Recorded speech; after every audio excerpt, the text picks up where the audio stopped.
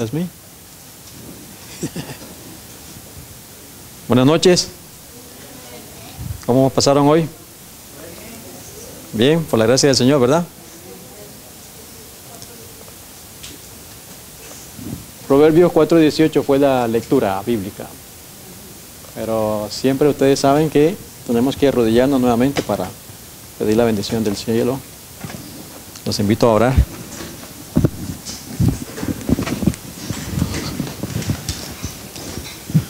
Padre nuestro, que está en el cielo, santificado sea tu nombre.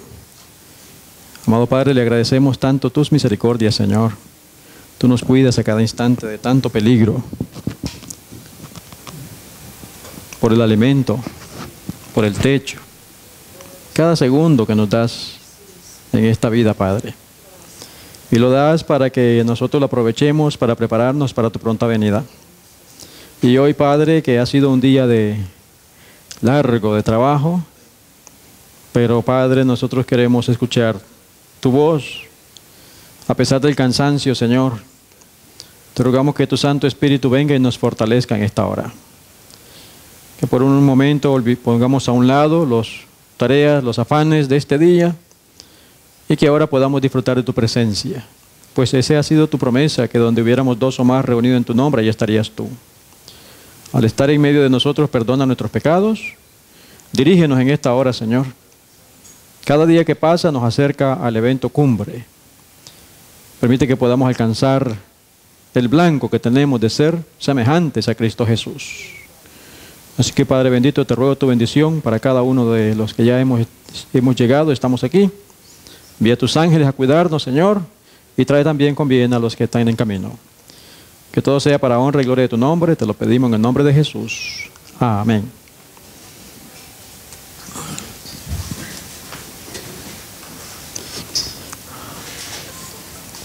Nuevamente decimos, como hemos dicho por las noches, queremos hacer un tema de educar, porque hay muchas almas sinceras allá afuera.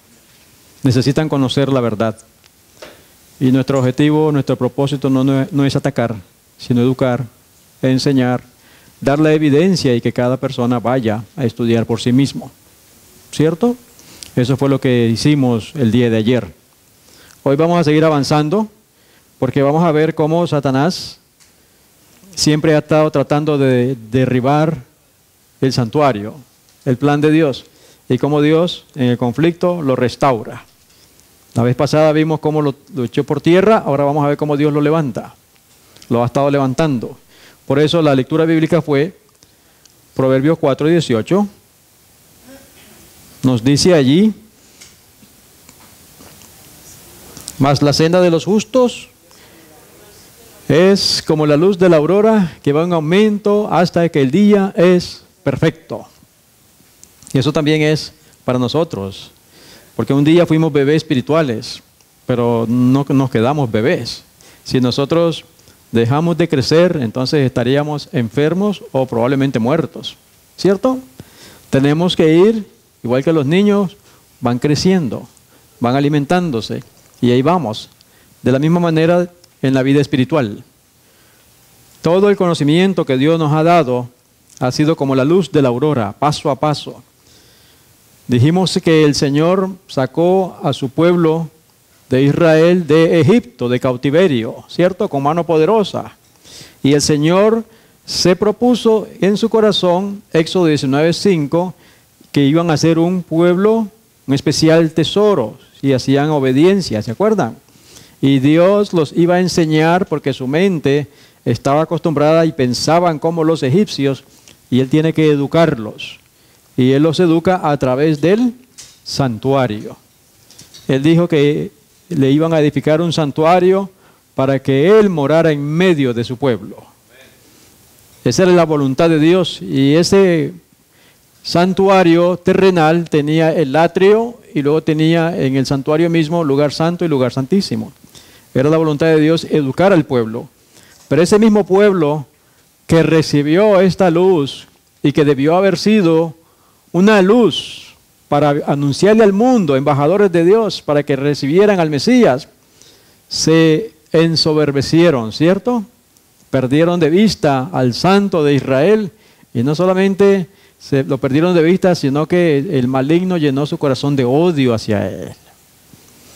¿Cierto? Entonces, increíble, el pueblo que Dios ha libertado, que Dios estaba preparando para dar la bienvenida a su Hijo, termina crucificándolo. Y ayer, 2 noches atrás, decíamos que el problema fue que todos creían en los líderes religiosos. Y el Señor Jesús, por lo tanto, muere como el peor criminal del Estado y el peor hereje de la iglesia. Satanás logró eclipsar al Señor Jesús por medio de la misma iglesia, en el atrio, ¿verdad? Pero el santuario tiene el lugar santo y el lugar santísimo. Estábamos estudiando también que la profecía, según el libro de Daniel, se iba a levantar un poder. Y ese poder se iba a oponer contra todo lo que se llama Dios. ¿Cierto? Hasta el punto que se sienta y se llama a sí mismo Dios. Y ese poder iba a ser el que se iba a encargar de perseguir al pueblo de Dios. Y fue dura las experiencias del pueblo de Dios en aquellos días. Por el único delito de aceptar la Biblia, de tener una Biblia, porque ellos decían que solamente el prelado, solamente los sacerdotes que ellos tenían podían interpretar la Biblia, que el pueblo común no debía tener Biblia. Y leíamos una cita que decían, claro, para que el maligno pueda engañar a las multitudes, tiene que hacer un lado las Escrituras.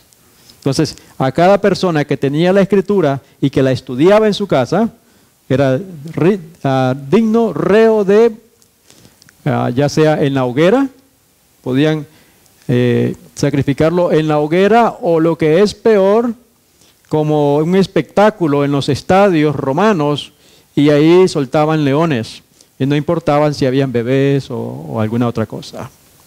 Terrible fue la persecución. La Biblia lo llama la gran tribulación, que hace referencia en el libro de Mateo 24. Lo estudiamos el viernes, ¿recuerdan? Ese fue un tiempo terrible para aquellos hermanos nuestros. Ellos formaron parte de los mártires.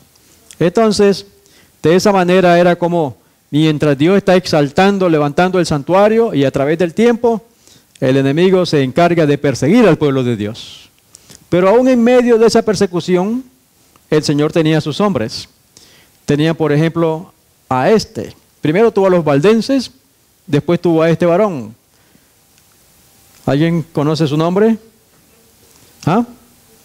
Ajá, ¿y el nombre de él? Juan, ¿verdad? ¿De dónde era? Inglaterra. Como los reformadores que se levantaron tras él, Wycliffe, en el comienzo de su obra, no pudo prever hasta dónde ella le conduciría. No se levantó deliberadamente en oposición contra Roma, pero su devoción a la verdad no podía menos que ponerle en conflicto con la mentira. Conforme iba discerniendo con mayor claridad los errores del papado, presentaba con creciente ardor las enseñanzas de la Biblia. Sí, era la Biblia la que él exponía. Veía que Roma había abandonado la palabra de Dios, cambiándola por las tradiciones humanas.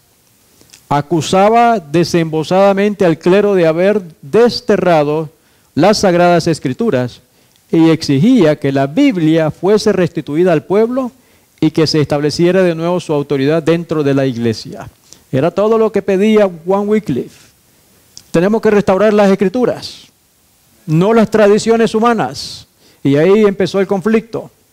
Y entonces seguía diciendo, Wycliffe era un maestro entendido y abnegado predicador, elocuente, cuya vida cotidiana era una demostración de las verdades que predicaba.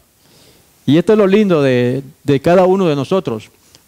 Es importante lo que sabemos en la teoría, pero tenemos que ver si lo estamos viviendo.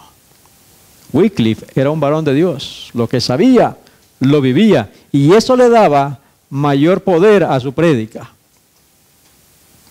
Su conocimiento de las Sagradas Escrituras, la fuerza de sus argumentos, la pureza de su vida y su integridad y valor inquebrantables le atrajeron la estimación y la confianza de todos. Note las características. Conocía las Escrituras, pero la pureza de su vida de acuerdo a las Escrituras y su integridad. Esto necesitamos en estos días. Integridad y valor. ¿Sí o no? Muchos de entre el pueblo estaban descontentos con su antiguo credo al ver las iniquidades que prevalecían en la iglesia de Roma. Y con inmenso regocijo recibieron las verdades expuestas por Wycliffe. Pero los caudillos papales se llenaron de ira al observar que el reformador estaba adquiriendo una influencia superior a la de ellos. Pasó igual que Cristo Jesús. Y cada uno que se levante para caminar de acuerdo a la Escritura va a traer la persecución. ¿Sí o no? Porque los enemigos se van a levantar contra cualquiera de nosotros. Eso le pasó a Wycliffe. ¿Por qué? Porque el Papa sabe, o el poder papal sabe, que si nosotros vivimos en integridad, como de acuerdo a las Escrituras, Él tiene su poder. Y las personas van a observar y muchas personas van a querer ese ejemplo también.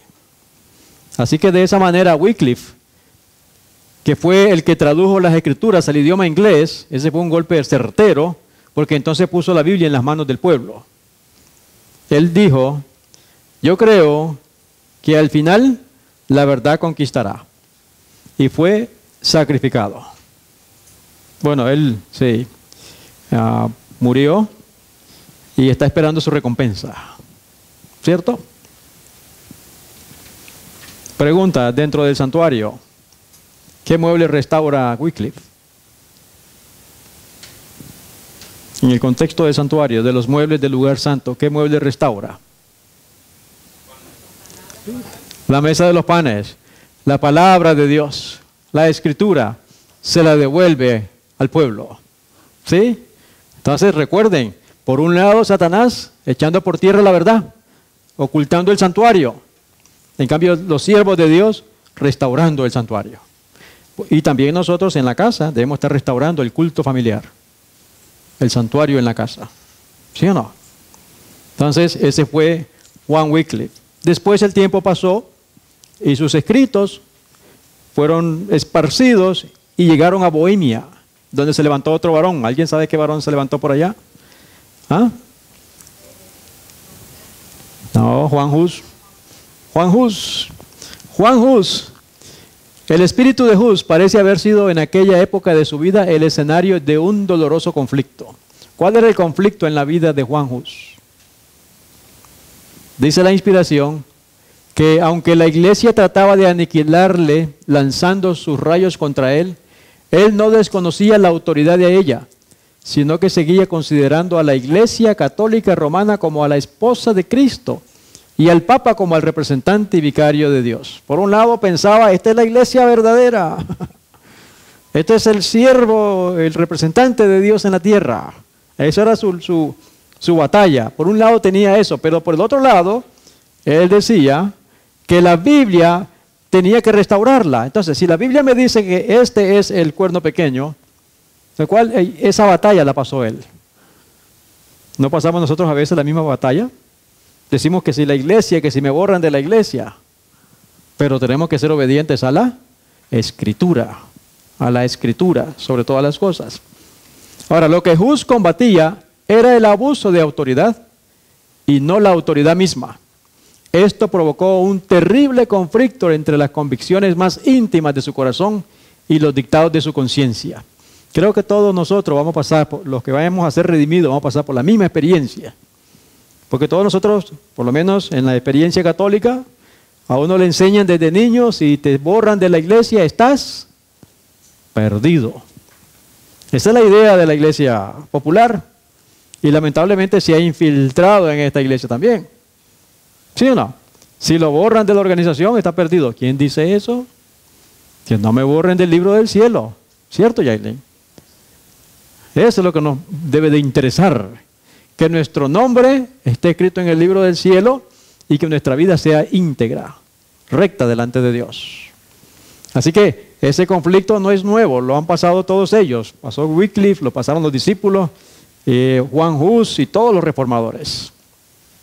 Decía él, si la autoridad era justa e infalible como él la creía, ¿por qué se sentía obligado a desobedecerla? Atacarla era pecar, acatarla era pecar. Pero, ¿por qué se sentía obligado a pecar si prestaba obediencia a una iglesia infalible? Este era el problema que Hus no podía resolver, y la duda le torturaba hora tras hora. Es terrible ese conflicto que nosotros hemos pasado también. ¿Será que estoy equivocado? ¿Será que me estoy yendo al fanatismo? ¿Cierto? ¿Será que me estoy haciendo fariseo? Pero no, mientras obedezcamos la Biblia, tendremos la aprobación de Dios. No importa lo que digan los hombres. Ojalá que todos los hombres tuviéramos el mismo espíritu y fuéramos unánime, la voluntad de Dios. Pero al final debemos serle fiel a la Escritura. Entonces la solución, que por entonces le parecía más plausible, era que había vuelto a suceder lo que había sucedido en los días del Salvador, a saber que los sacerdotes de la iglesia se habían convertido en impíos que usaban de su autoridad legal con fines inicuos. En otras palabras, decía él, lo que ha sucedido aquí es que líderes se han corrompido y han abandonado los principios de la Escritura. Y entonces él tomó la decisión de serle fiel a las Escrituras. Esto le decidió adoptar para su propio gobierno y para el de aquellos a quienes siguiera predicando la máxima aquella de que los preceptos de las Sagradas Escrituras, transmitidos por el entendimiento, han de dirigir la conciencia. O en otras palabras, que Dios, hablando en la Biblia, y no la iglesia hablando por medio de los sacerdotes, era el único guía infalible. Ese principio está todavía hoy.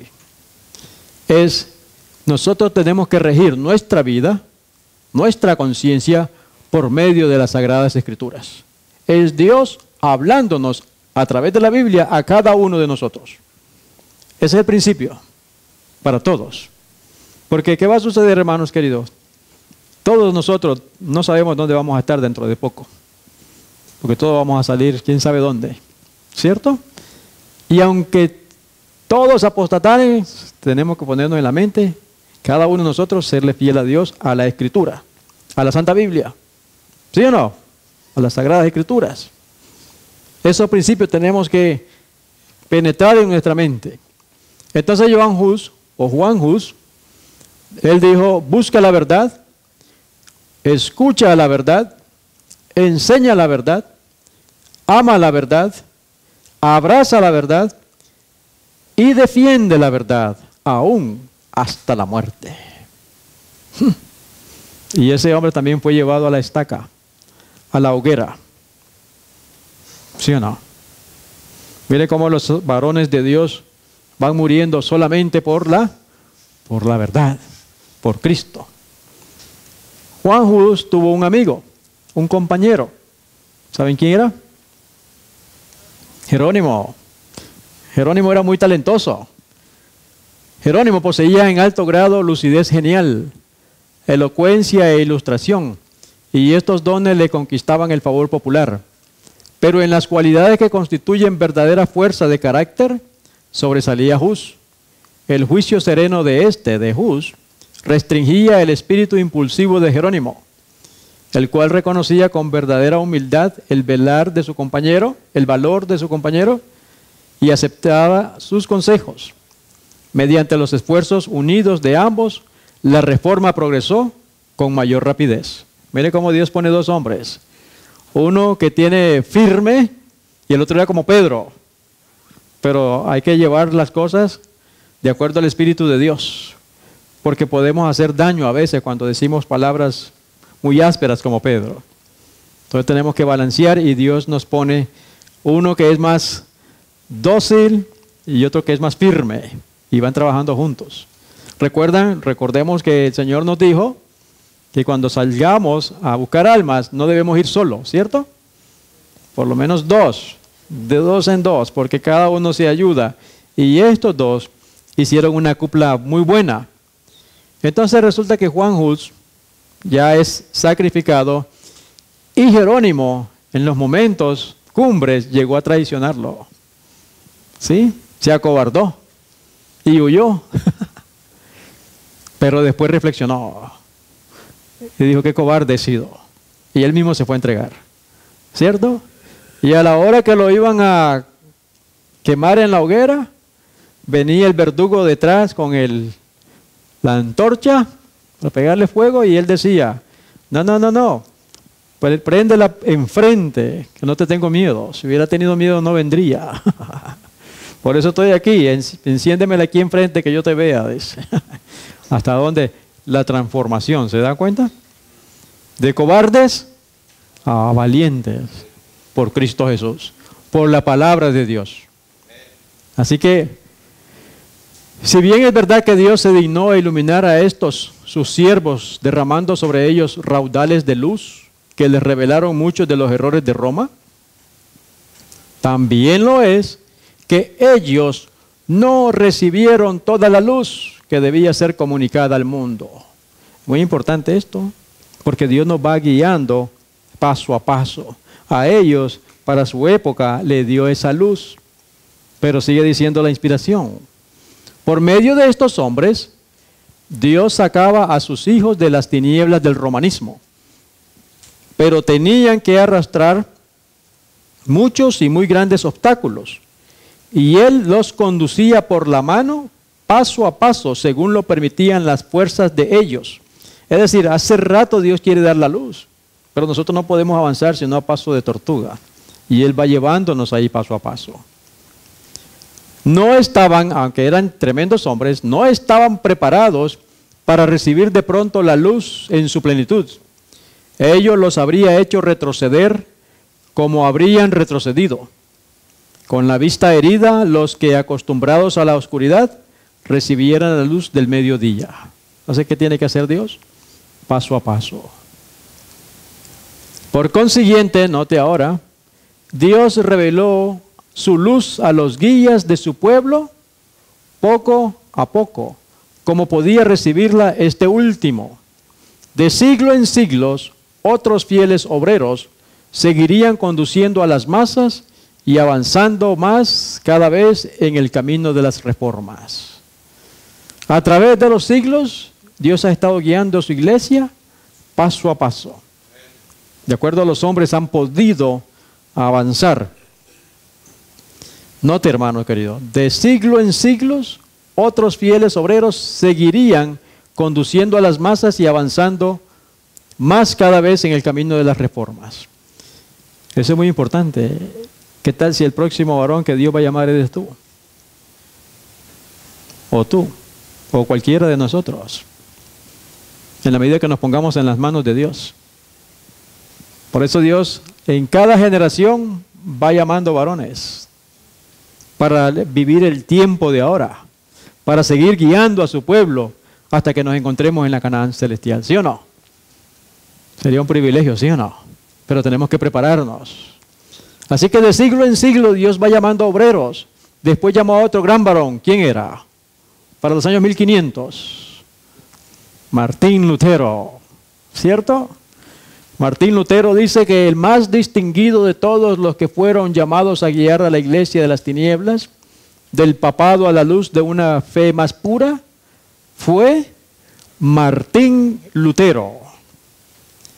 Celoso, ardiente y abnegado, sin más temor que el temor de Dios y sin reconocer otro fundamento de la fe religiosa que el de las Sagradas Escrituras. Fue Lutero el hombre de su época. Todos estaban martillando en las Escrituras, las Sagradas Escrituras. También dice el conflicto de los siglos que Juan Wycliffe fue lo que fue debido a las Escrituras. Oiga eso.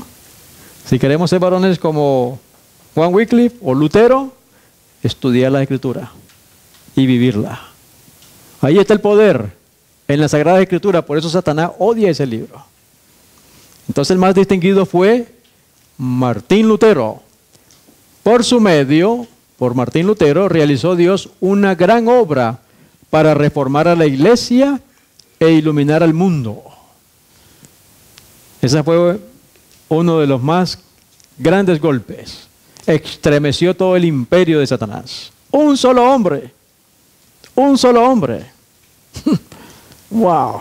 ¿Qué tal cuando seamos 144,000? Por fe. ¿Ah? Eso es lo que Satanás más teme. Por eso prepara la persecución. Por eso nos odia, por eso nos quiere callar. Pero la verdad va a seguir. Si muere uno, Dios levanta a otro. Muere otro, Dios levanta a otro. No hay ningún problema. Gloria a Dios. Lutero había sido llamado como pastor para apacentar el rebaño de Dios que estaba hambriento y sediento de la verdad. Declaraba firmemente que los cristianos no debieran admitir más doctrinas que las que tuviesen apoyo en la autoridad de las Sagradas Escrituras. ¿Qué clase de declaración esta? Y está vigente para nosotros hoy. No importa de qué iglesia sea. Martín Lutero dijo, declaraba firmemente que los cristianos no debieran admitir más doctrinas que las que tuviesen apoyo en la autoridad de las Sagradas Escrituras. No importa quién sea, todo tiene que salir de las Sagradas Escrituras. Y eso no ha cambiado desde los días, desde que el Señor Jesús se fue. Las Sagradas Escrituras, escrito está, escrito está. Estas palabras, que las que mencionamos ahora mismo, minaban los cimientos en que descansaba la supremacía papal. Contenía los principios vitales de la Reforma. ¿Recuerdan lo que enseñaba el papado? Que no, que la gente no leyera la Biblia, sino que a través de los sacerdotes. En cambio se levanta Lutero, y Lutero dice no, obedece a la Escritura nada más. Y empezó a hacer la guerra y eso estremeció al poder del papado. Lutero advirtió que era peligroso ensalzar las doctrinas de los hombres en lugar de la palabra de Dios. Atacó resueltamente la incredulidad especulativa de los escolásticos y combatió, note, la filosofía y la teología que por tanto tiempo ejercían su influencia dominadora sobre el pueblo. ¿Qué combatió Martín Lutero? Filosofía y la teología. Y dijo más.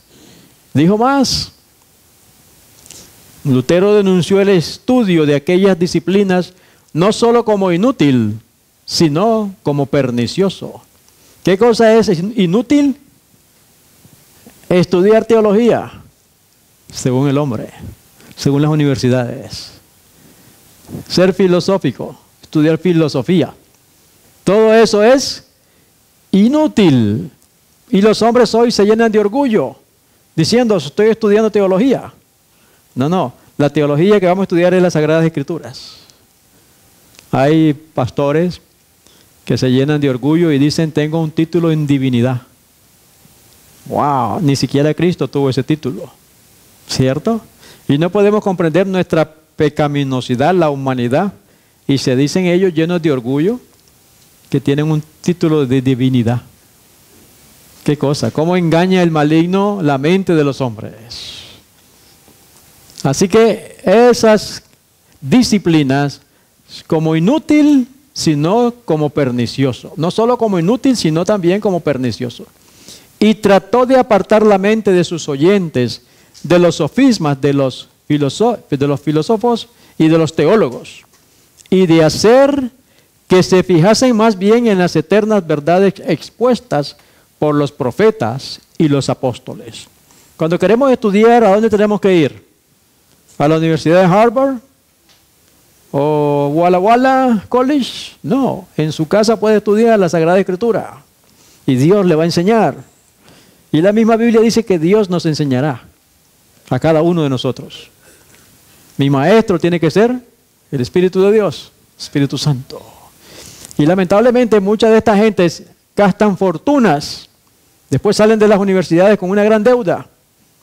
¿Sí o no? Cuando lo que necesito es estudiar la Biblia, como lo hizo Martín Lutero, como lo hicieron todos estos hombres.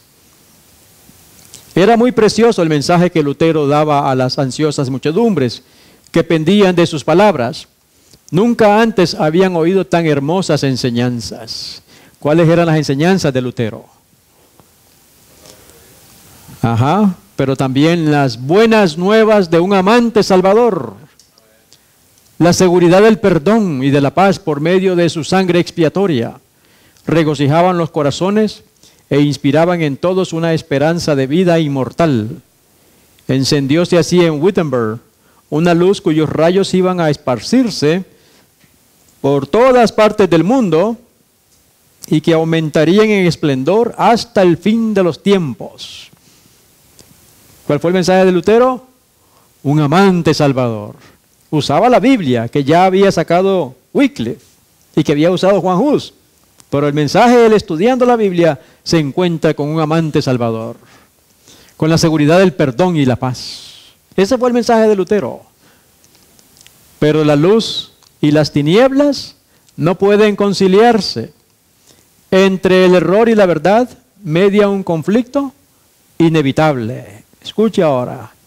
Sostener y defender uno de ellos es atacar y vencer al otro. Usted o tiene la verdad o tiene el error. No podemos tener los dos. No podemos tener 99 y un poquito de error. No. O tenemos todo o no tenemos nada. Y ahí es donde Satanás es más peligroso. Porque él nos dice con la Biblia y la gente dice, pero me está hablando de la Biblia. Sí, pero le pone, la tuerce un poco justo para desviarnos. No hay comunión entre el error y la verdad. ¿Ok? Hubo otro problema que molestó bastante a Lutero. ¿Cuál fue? A ver si nos recordamos.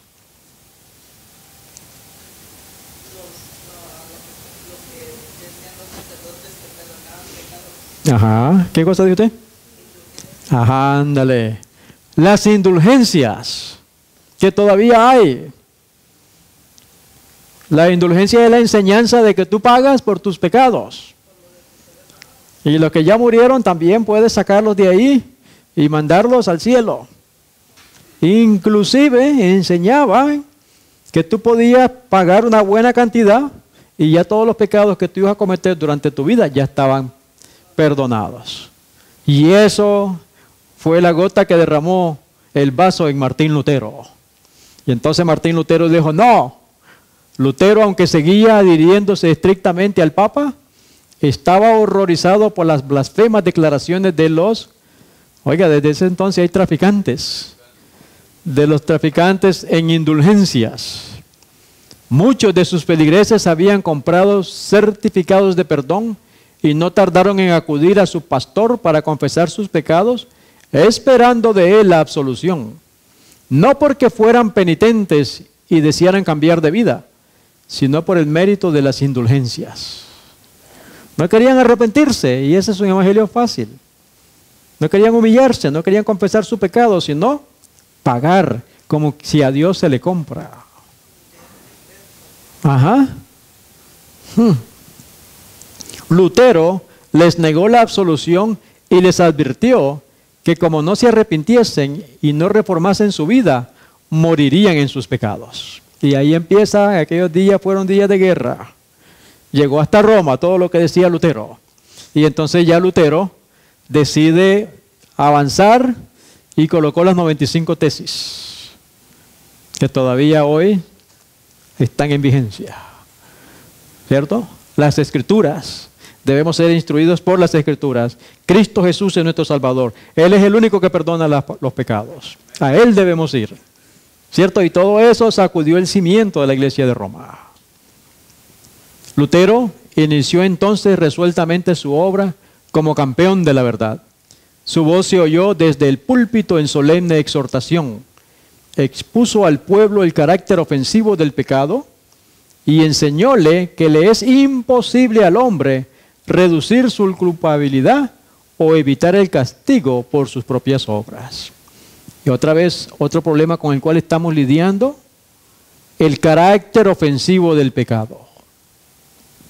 Siempre ha sido lo mismo. El pecado es el que nos separa de Dios. Nosotros tenemos que vencer el pecado en nuestras vidas. Desde los días de Lutero. Solo el arrepentimiento ante Dios y la fe en Cristo podían salvar al pecador. La gracia de Cristo no podía comprarse, era un don gratuito. Aconsejaba a sus oyentes que no comprasen indulgencias, sino que tuviese fe en el Redentor crucificado. Ese fue el mensaje de Lutero, que hasta el día de hoy está, aunque el maligno está tratando de echarlo para atrás. Pero no, somos salvos por el Cordero. ¿Cierto? Juan 1:29. Es el único que nos perdona los pecados, el Dios del cielo. Y añadía Lutero, y la misma batalla que tuvo él, igual que Wycliffe, igual que Hus, porque él decía, ¿será que me estoy yendo aparte? ¿Será que me estoy diciendo fanático? Y decía él, no debo consultar la prudencia humana, sino el consejo de Dios. Si la obra es de Dios, ¿quién la contendrá? Si no lo es, ¿quién la adelantará? Ni mi voluntad, ni la de ellos, ni la nuestra, sino la tuya, oh Padre Santo, que estás en el cielo. Lindas palabras, ¿eh? No lo de ellos ni lo nuestro, sino la voluntad del Padre Santo. De así debemos vivir todos nosotros. ¿Qué mueble entonces restaura a Lutero en el santuario?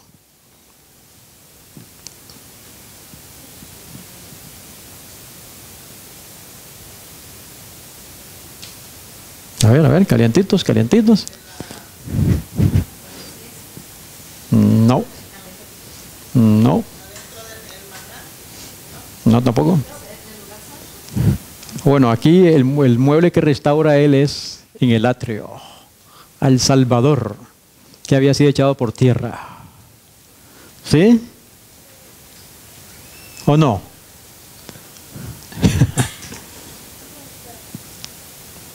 Porque en el atrio, Satanás usó al pueblo de Dios, Israel, y echó por tierra este mueble.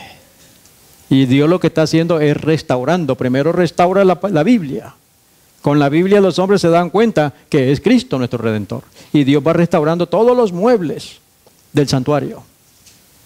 ¿Sí o no? ¿No?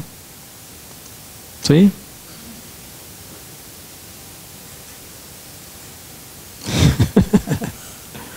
Porque lo que está restaurando, yo sé que tal vez están pensando lugar santo, pero esto está en el atrio. Porque Él está restaurando todo el santuario a través de la historia. No solamente el lugar santo. Él va a restaurar el atrio, el lugar santo y el lugar santísimo. No va en orden. Primero restauró la Biblia con Wycliffe. Es que la Biblia es el fundamento. ¿Cierto? Ya una vez que Wycliffe traduce la Biblia al idioma del pueblo, los otros hombres pueden estudiar la Biblia y se dan cuenta del santuario. Y entonces Lutero descubre que en el atrio es Cristo Jesús, nuestro Salvador, nuestro Redentor. Después el Señor iba a restaurar otro mueble. Este mueble sí está en el lugar santo. Él se llama, para el año 1500 y medio, John Calvino, fundador de la iglesia presbiteriana. Él tenía un deseo ardiente de la oración. ¿Qué mueble restauró él? El altar de incienso. El altar de incienso.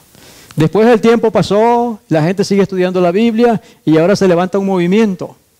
Un movimiento el cual decía que ya no se deben bautizar bebés, sino que se deben bautizar las personas cuando están grandes. El lavacro.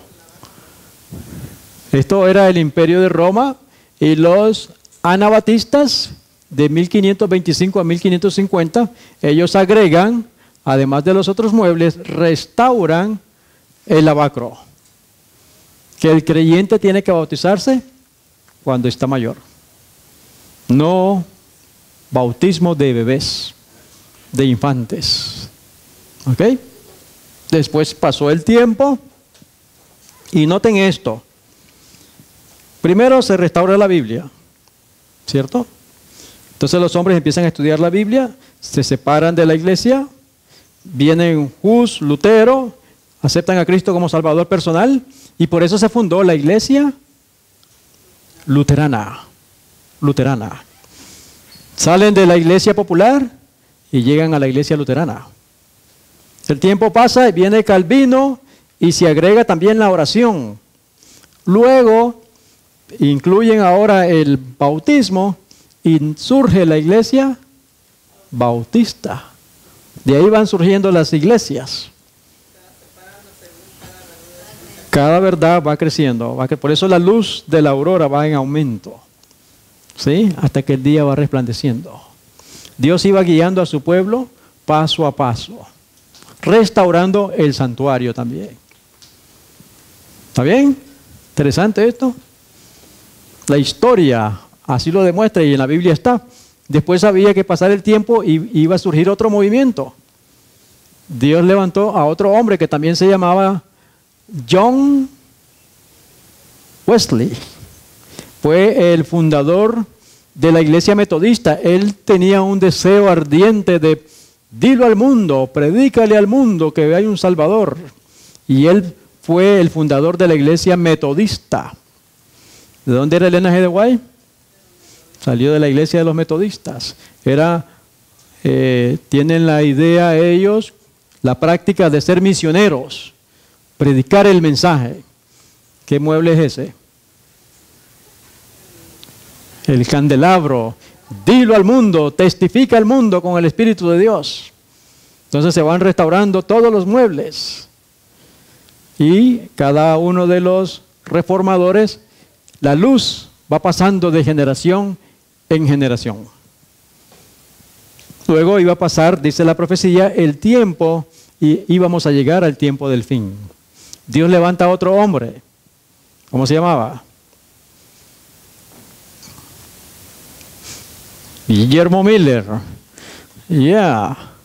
Guillermo Miller, un agricultor también, pero un hombre íntegro. Dios lo llama para estudiar la profecía.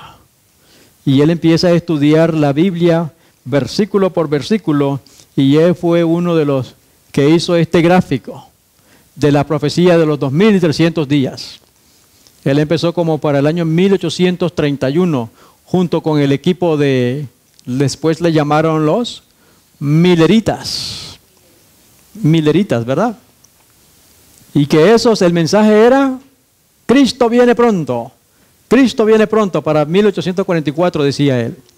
De ahí es donde se funda en aquellos días se le llamó los adventistas del primer día. ¿Sí? Eran guardadores del domingo porque todavía no había llegado la luz del sábado. Entonces Dios los va guiando y después del chasco de 1844 solamente quedaron un grupito de personas. Ese grupito de personas siguió estudiando la Escritura y pensaron por qué nos equivocamos. Y Dios le trae a la mente el santuario. Y les trae que la ley de Dios no ha sido clavada en la cruz como predicaban y como predican. Que el sábado todavía es el día del Señor del cuarto mandamiento. ¿Dónde estaban esos muebles? Allá lo que Dios le dio a Moisés, ¿cierto? ¿Verdad? En el lugar santísimo. También le dio la reforma alimenticia, que hay que cambiar la alimentación. Entonces, por eso es que el pueblo remanente de Dios, Dios le está cambiando su alimentación. De la misma manera como Dios le cambió la alimentación en el desierto, si querían, porque los que no quisieron quedaron tendidos en el desierto. De igual manera, después de 1844, siguen avanzando, Dios sigue dando más luz, y para el año 1863, Dios da la reforma alimenticia. El maná, para nosotros. Alimentos que no dependieran de productos animales, sino, como dice la inspiración, Dios está tratando de traer a su pueblo paso a paso al Edén. A saber de que el hombre puede subsistir con alimentos, no necesariamente la carne, sino lo que Dios ha creado. Ese era el otro mueble que estaba en el lugar santísimo. Dios está restaurando el arca en el lugar santísimo. Entonces, había otro mueble que era la vara de Aarón, que representa, ¿se acuerdan que en aquellos días el pueblo estaba diciendo que no solamente Aarón, sino que otros también podían ser siervos de Dios? Y Dios hace una prueba y les dijo que trajeran una vara, y la vara que iba a reverdecer era la que Dios había escogido. Eso es lo mismo que representa, para el año 1844 y todos esos años, se levantaron un montón de movimientos. Se levantaron los espiritistas con las hermanas Fox, más o menos en esa misma época. ¿cómo se llama este de los mormones? José Smith, que decía ser profeta de Dios también.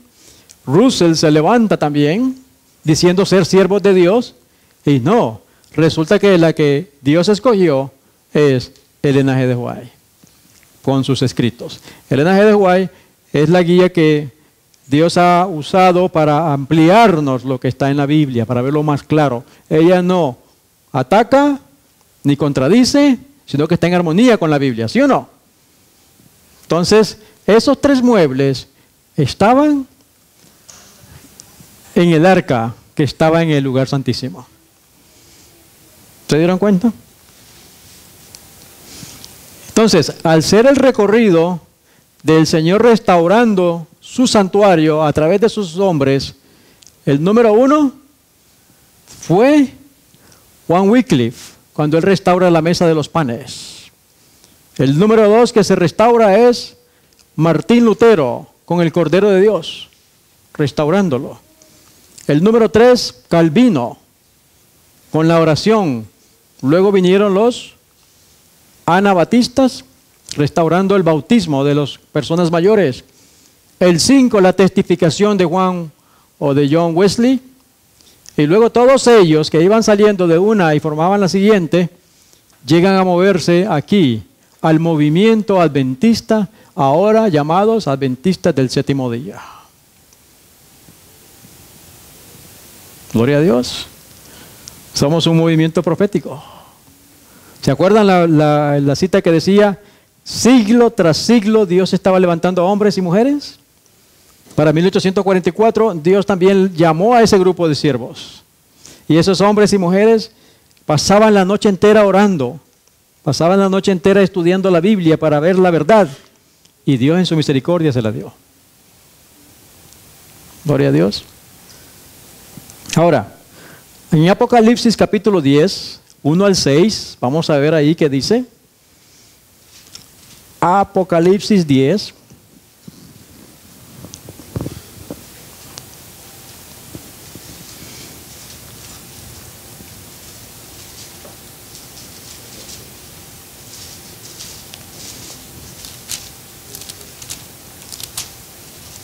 Vi descender del cielo a otro ángel fuerte, envuelto en una nube, con el arco iris sobre su cabeza, y su rostro como el sol, y sus pies como columnas de fuego. Tenía en su mano un librito abierto, y puso su pie derecho sobre el mar, y el izquierdo sobre la tierra. Y clamó a gran voz, como ruge un león, y cuando hubo clamado, 7 truenos emitieron sus voces. Cuando los 7 truenos hubieron emitido sus voces, yo iba a escribir, pero oí una voz del cielo que me decía, sella las cosas que los 7 truenos han dicho y no las escribas. Y el ángel que vi en pie sobre el mar y sobre la tierra levantó su mano al cielo y juró por el que vive por los siglos de los siglos, que creó el cielo y las cosas que están en él, y la tierra y las cosas que están en ellas, y el mar y las cosas que están en él, que el tiempo no sería más. Esto está hablando del tiempo profético del fin. Y luego en el versículo 11, dijo él, y él me dijo, es necesario que profetices otra vez sobre muchos pueblos, naciones, lenguas y reyes. Eso es el mensaje de los 3 ángeles. Que Dios dice, es necesario que le prediques otra vez al mundo. ¿Por qué era necesario predicarle otra vez al mundo? Porque la primera vez el cuerno pequeño había embriagado a todas las naciones. ¿Verdad? Entonces el Señor le dice, todas estas verdades que nos ha estado enseñando el Señor en el atrio, en toda la restauración del santuario, y que no es el santuario terrenal, sino el celestial, donde Cristo Jesús está ministrando por nosotros. Entonces, todas estas verdades, dice el Señor, es necesario que le profetices a toda nación, tribu, pueblo y lengua. Dile la verdad, sácalos del error. ¿Por qué? Porque Cristo está volviendo. Y entonces surge el mensaje de los 3 ángeles. Ese es nuestro mensaje. la iglesia adventista del séptimo día. Ayer o la noche anterior vimos las características. Los que guardan los mandamientos tienen el testimonio de Jesucristo o espíritu de profecía y la perseverancia de los santos. Con un mensaje, la última advertencia de un Dios misericordioso a un mundo que perece. Para eso hemos sido llamados nosotros, sacarlos del error, para que eviten ellos las plagas. Porque caso contrario, entonces van a ser partícipes de esas plagas y la ira de Dios caerá sobre ellos. Eso es lo que Dios quiere, que nosotros seamos sus mensajeros. Y así como alguien nos ayudó a nosotros vayamos a ayudar a alguien más. ¿Sí o no? Es el tiempo que vivimos. Y déjeme decirle que nosotros, en esta carrera, estamos como acá. Somos los más pequeños, los más débiles y los más aporreados, dicen, ¿no? ¿Estamos todos enfermos? ¿Sí o no? Inválidos. Sin embargo, el Señor dice que los últimos serán los primeros. Ahora, no importa, porque la victoria no se va a alcanzar por nosotros, sino por el poder de Cristo Jesús. ¿Será que entonces el Señor nos ha dado los mensajes escritos de la sierva del Señor como estos instrumentos para poder comprender y terminar la carrera que tenemos de frente? Porque muchos de nosotros nos hemos alimentado de tal manera que no podemos comprender la Escritura. ¿Sí o no? Entonces el Señor en su misericordia nos explica, como un lente amplifica lo que Él está tratando de decir. Las advertencias para estos días. Gloria a Dios. Entonces, la carrera que la empezaron, porque todo está dispuesto, dice el Señor. La carrera que empezaron los patriarcas y los profetas, los discípulos, los reformadores y los pioneros, no han recibido su recompensa porque están esperándonos a ti y a mí. ¿Cómo la ves? Solemne el llamado, ¿sí o no? Porque solamente va a haber una boda, una cena de la boda del Cordero. Ninguno de ellos, y vieron varones, ustedes los conocen, José, Daniel, Samuel, todos esos hombres están esperando la recompensa. Y te están esperando a ti y a mí. A ver si vamos a terminar este negocio.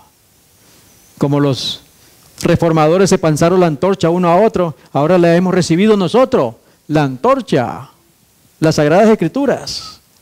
Pero tenemos que conocer el santuario, nuestro sumo sacerdote que está en el cielo, lo que Él está haciendo para lo que estamos haciendo nosotros en la tierra también. ¿Se dan cuenta qué linda es la Biblia y todo el panorama profético? Nosotros no somos una iglesia del montón. O una iglesia porque un hombre dice que fue pastor y levantó una iglesia y la hace como negocio. No. Nosotros somos un movimiento profético, dirigido por el Dios del cielo, según las Sagradas Escrituras. Este es el pueblo de Dios. Ahí tenemos que permanecer. Y así como esos grandes hombres prefirieron morir antes que traicionar la palabra de Dios, debemos ser nosotros también. Por eso es importante que nosotros nos alimentemos de la palabra todos los días. Nuestros niños que ya sepan leer tienen que estudiarla por sí mismos. Tenemos que estar anclados sobre la roca, que es Cristo Jesús. Entonces, ellos están esperando, todos están esperando. ¿Cuánto tiempo más los vamos a permitir que esperen? ¿Hasta el 31? ¿Hasta el 100? No. Entre más pronto mejor, ¿sí o no? Pero para ello tenemos que prepararnos. Tenemos que prepararnos. Ser como esos hombres, tanto de la Biblia como los de la Reforma, como Wycliffe, como Hus, como Lutero. Esos grandes hombres que estremecieron al poder del maligno. Y eso es lo que Satanás teme, que este pueblo que Dios ha llamado despierte. Porque si despertamos, se le acabó el tiempo a él. Entonces, aunque nosotros somos los más débiles, los más enfermos, los más, ¿qué más podemos decir si somos los últimos? Pero nosotros vamos a terminar fuerte y vamos a romper con la barrera del maligno. Y entonces Cristo vendrá y todos iremos y estaremos allá en la cena del Señor. Queridos hermanos, el tiempo se está terminando. Cada vez es menos el tiempo. Es urgente la crisis que hay. En el cielo hay crisis porque ya quieren venir ellos, pero están esperándonos a nosotros. Que Dios nos ayude a despertar. Porque en el libro de Apocalipsis, el mensaje a la Odisea, ¿cómo está la Odisea? Como la imagen que le gusta al hermano Rey, del niño en la olla, sobre la estufa. ¿Sí o no? Salmo 134, 1 al 3.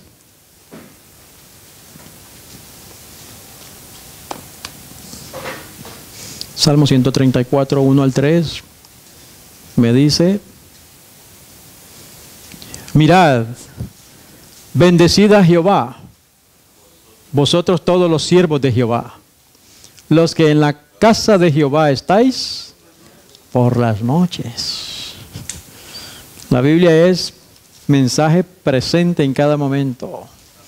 Y esta bendición es para nosotros que estamos reunidos aquí esta noche. Alabad, alzad vuestras manos al santuario y bendecid a Jehová.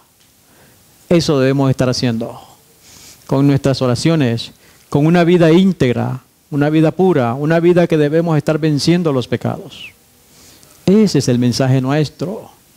Pero no solo teoría, Dios no quiere teoría. Dios quiere práctica. Y la tierra misma gime preguntando: ¿dónde están los siervos de Dios? Aparentemente no hay. ¿Sí o no? Porque ella pregunta: ¿dónde están? Bueno, el Señor está trabajando en ellos ahora mismo. El Espíritu de Dios está trabajando en ellos ahora mismo.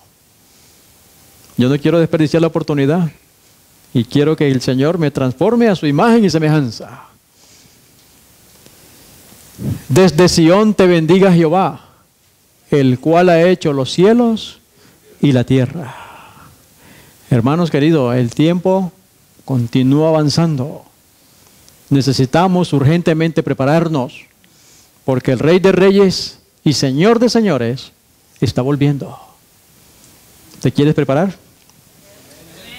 ¿Quieres estar listo de pie y salir y buscar otras almas para Cristo Jesús y darle este mensaje? Explicarle. De paso, sería bueno que repasemos el conflicto de los siglos. Ahí está la historia esta, ¿cierto? Cómo el maligno tumba el santuario y cómo Dios ha restaurado todos estos muebles.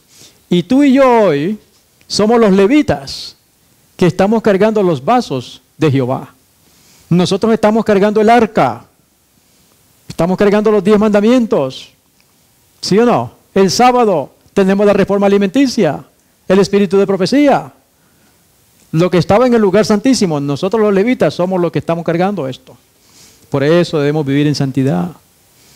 Debemos tratar de esforzarnos y no ofender a Dios. Que Dios nos ayude, hermanos queridos, porque el tiempo se está terminando. Y como dice el texto, desde Sión te bendiga Jehová. Dios nos bendiga. ¿Alguna pregunta?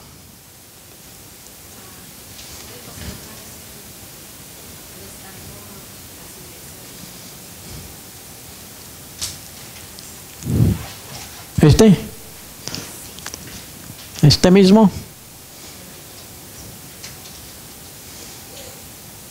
Recuerda, no somos ecuménicos.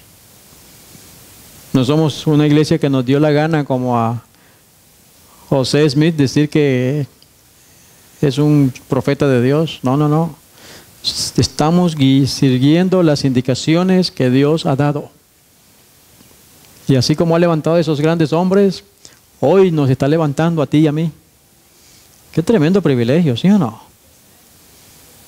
Yo siempre le digo al Señor: tú en tu misericordia has puesto los ojos sobre mí.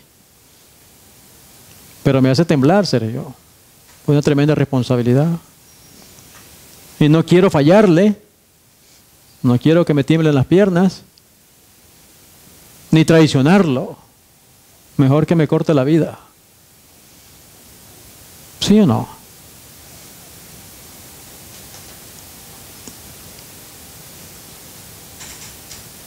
En ese tiempo estamos viviendo.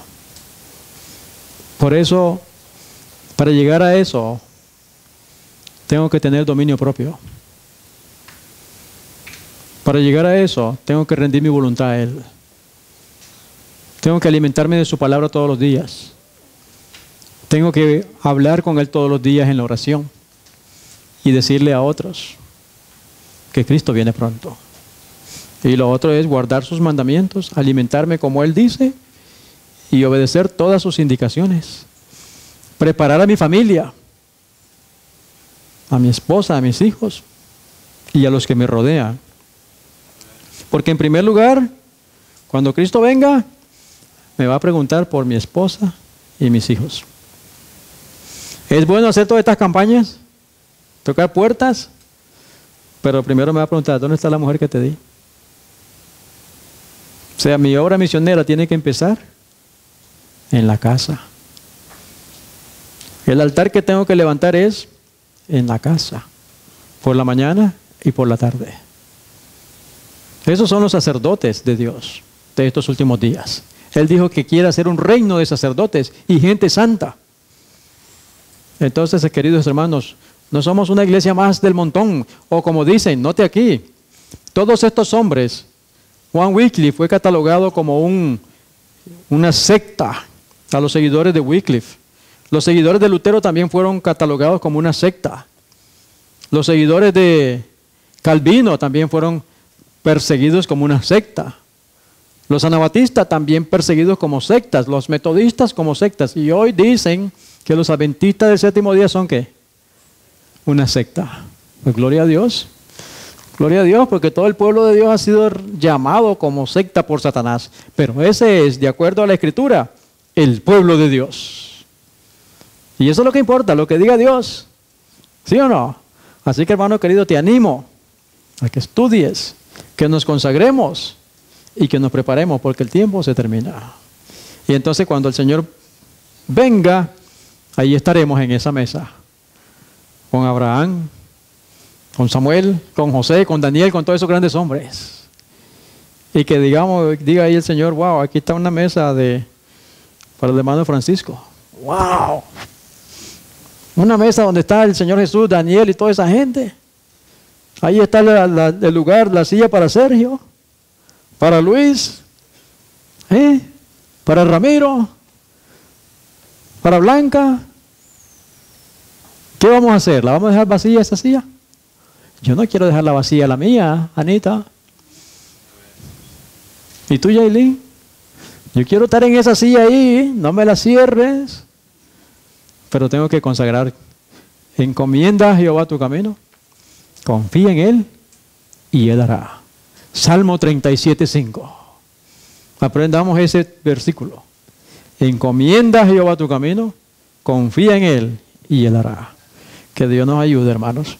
Vamos a cantar el himno 12 y 4. Déjame darle esto.